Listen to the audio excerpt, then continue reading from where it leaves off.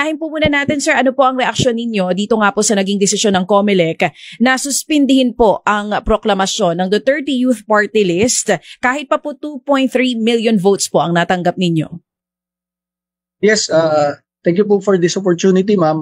Mamaya pong 11 a.m. pupunta kami sa Korte Suprema kasi irereklamo namin ng COMELEC. Bakit? Talagang mayroong grave abuse of discretion na ginawa ang COMELEC. Bakit po natin sinasabi yon? Discretion na lang nila ngayon kung kailan sila magpoproklama .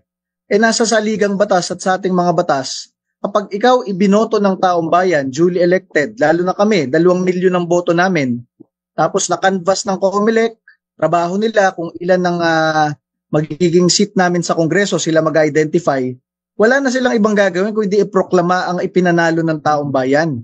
Pero sa nangyari po kahapon, alam nyo, 4 na oras bago yung mismong proklamasyon, nakasuot na kami ng mga barong, saka lang kami sasabihan through email na hindi kami kasali sa proklamasyon dahil daw meron kaming issue noong 2019 pa.